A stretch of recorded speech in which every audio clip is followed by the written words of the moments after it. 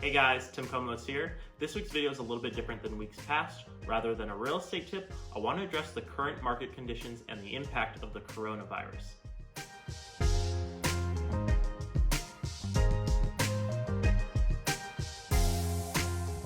The coronavirus has caused massive global uncertainty, including a stock market correction that no one could have seen coming. Some worry this could cause a concern for the US housing market. In a recent report, Mark Fleming, chief economist at First American Financial Corporation, stated, "Global events and uncertainty impact the US economy, and more specifically, the US housing market. US bonds backed by full faith and credit of the US government are widely considered the safest investment in the world. When global investors sense increased uncertainty, there is a flight for safety in US Treasury bonds, which can cause their price to go up and their yield to go down." So you're probably asking, what does this mean for our market? Well, the yield from Treasury bonds is the rate investors receive when they purchase the bond. Historically, when the Treasury rate moves up or goes down, the 30-year mortgage rate follows. In fact, for almost 50 years, the 30-year mortgage rate has moved in unison with the 10-year Treasury rate. This means interest rates should remain low for the foreseeable future, which is good news for both buyers and sellers.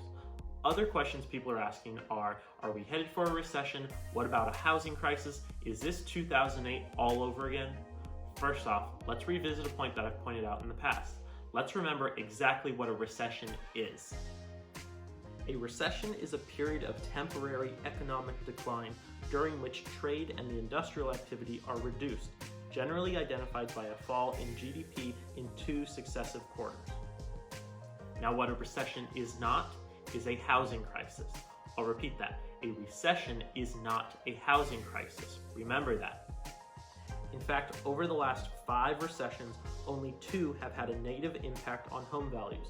The first being in 1991, when home values went down by 2%, and then of course the most recent recession that had the greatest impact in 2008, when home values dropped as much as 20%. Now, we all know the recession in 2008 was caused by the housing and mortgage markets, so naturally we saw home prices get hit pretty hard.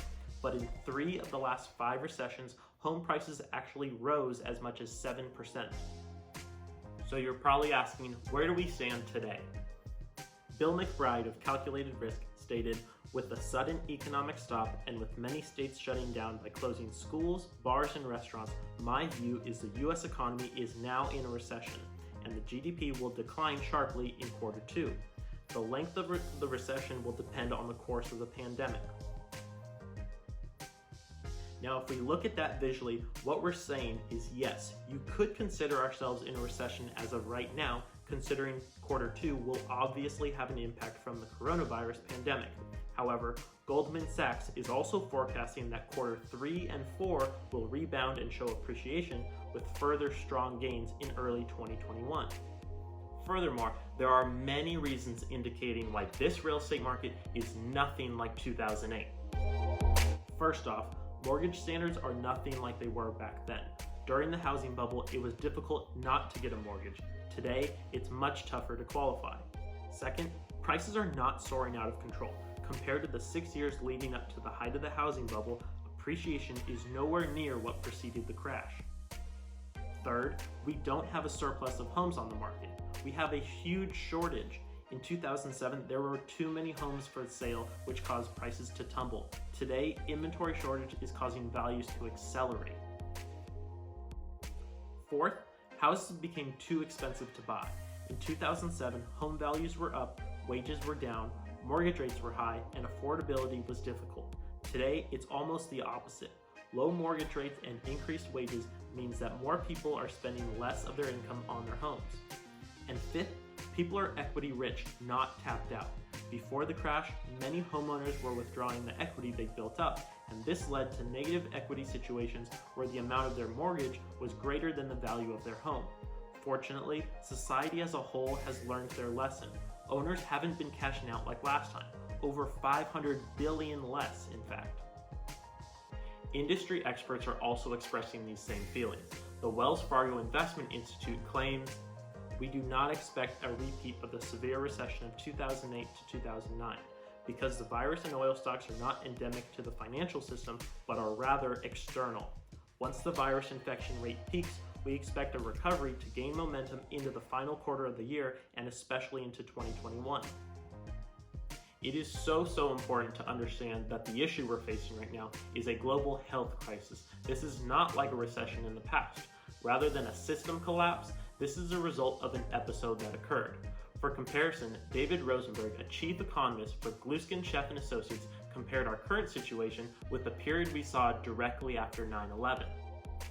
He states, what 9/11 has in common with what is happening today is that this shock has also generated fear, angst, and anxiety amongst the general public. People avoided crowds then as they believed another terrorist attack was coming and are acting the same way today to avoid getting sick. The same parts of the economy are under pressure: airlines, leisure, hospitality, restaurants, and entertainment, consumer discretionary services in general. The full impact of the coronavirus is still unknown. These are uncharted waters simply because this is unlike anything we've ever experienced before, which may end up impacting a lot of other factors, including employment for a lot of people. However, it's times like these that we can do ourselves the favor and educate ourselves on what we do know and realize what we can learn from the past.